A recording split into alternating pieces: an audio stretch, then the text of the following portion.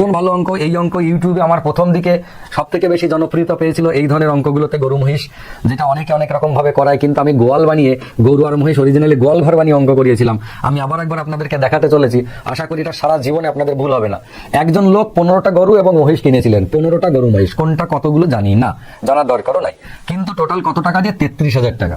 33,000 টাকা দিয়ে 15টা গরু মহিষ কিনে, প্রতিটা গরুর দাম 2,000 টাকা এবং প্রতিটা মহিষের দাম 2,500 টাকা হলে কয়টি গরু এবং কয়টি মহিষ কিনেছিলেন? গরুর দাম 2,000 টাকা, 2,500 টাকা শুনে হাসবেন না কেউ, কেননা আজকের দিনে যদিও 2,000 টাকায় গরু পাওয়া যায় না, কিন্তু এই গরু হতে পারে বাছুর কিনেছে, আবার হতে পারে প্লাস্টিকের গরু কিনেছে, রিমোট কন্ট্রোল, সে যাই হোক না কেন, সেটা বিষয় নয়, আমার গরু মহিষ হলেই হলো।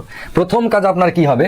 প্রথম কাজ হচ্ছে, দেখুন এই যে 15টা টোটাল গরু মহিষ মিলে কিনেছে, এর মধ্যে গরু কটা এটা ধরে নিচ্ছে জি, মহিষ হচ্ছে এম। গরুর দাম কত? গরুর দাম হচ্ছে 2,000 টাকা। মহিষের দাম কত? মহিষ হচ্ছে 2,500 টাকা করে। টোটাল টাকা কত ছিল? টোটাল টাকা ছিল 33,000 টাকা। ভালো করে বুঝবেন এইটা। তার মানে 33,000 টাকা নিয়ে গরু এবং মহিষ কিনতে গিয়ে টাকার শর্টও পড়বে না, টাকা এক্সেসও হয়ে যাবে না, এমন ভাবে কিনতে হবে। আপনার প্রথম কাজ হবে, গরুর দাম বা মহিষের দাম যেটা আপনার গুণ করে হিসাব করতে সুবিধা, আপনি ধরে নিন সবকটাই গরু কিনেছি, 2,000 টাকা গুণ করতে সুবিধা, আমি ধরে নিচ্ছি সবকটাই গরু কিনেছি। তাহলে কটা ছিল জন্তু আমার? এই যে 15টা। তাহলে 15টা যদি 2,000 টাকার জিনিস কিনি, তাহলে আমার চলে যাওয়ার কথা কত? 30,000 টাকা। 15টাই গরু কিনেছি 2,000 টাকা দামে, তাহলে 30টাই আমার গরু হওয়ার কথা। এই 15টাই গরু মানে 30,000 টাকা চলে যাবে। বাজারে নিয়ে গেছিলাম কত টাকা? 33,000 টাকা। তার মানে আমার কাছে এখনো 3,000 টাকা আছে। 3,000 টাকা কি করবো? আমি তো সবাইকে গরু কিনেছি, সাদা গরু কিনেছি, আর মহিষ হচ্ছে কালো, বুঝবেন? 3,000 টাকা যে এক্সট্রা আছে, আমি এটাকে কি করবো? গরু আর মহিষের দামের যে ফারাক, 500 টাকার নোট, এই 500 টাকার নোটে ভাঙিয়ে নেবো আমি এই 3,000 টাকাটা দিয়ে। কটা হবে? 6টা। তার মানে আমার কাছে এখন কটা? 500 টাকার নোট। এই 500 টাকার নোট কি করবো? যতগুলো আমি 15টাই যে গরু কিনেছিলাম 2,000 টাকা দামি, আমি গরুর গায়ে 500 টাকা করে একটা করে নোট চিপকে দেবো। 6টা গরুর গায়ে 500 টাকার নোট চিপকে দিলাম, দিয়ে 6টা গরুকে মহিষে ট্রান্সফার করে দিলাম। তার মানে মহিষ ছিল 6টা, হয়ে গেল অঙ্ক। মহিষ 6টা, বাকি 9টা গরু, কারণ টোটাল হচ্ছে 15টা। বোঝা গেছে? কি করতে হবে দেখুন, আরো সহজ ভাবে বলে দিচ্ছি।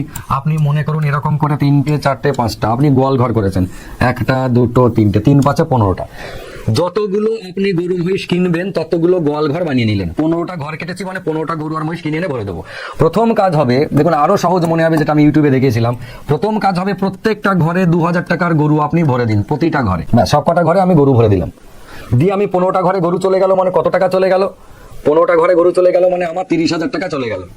আমি নিয়ে গেছিলাম ক টাকা? 33,000 টাকা। এক্সট্রা রইল কত? 3,000 টাকা।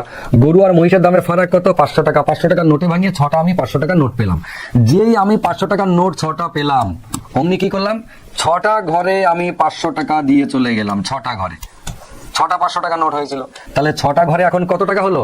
6টা ঘরে এখন 2,500 টাকা করে হলো। তার মানে এই 6টা ঘরে এখন মহিষ রইল, বাকি সব কটা গরু পড়ে রইল। বোঝা গেছে? তার মানে আমার 6টা হচ্ছে মহিষ, 9টা হচ্ছে গরু।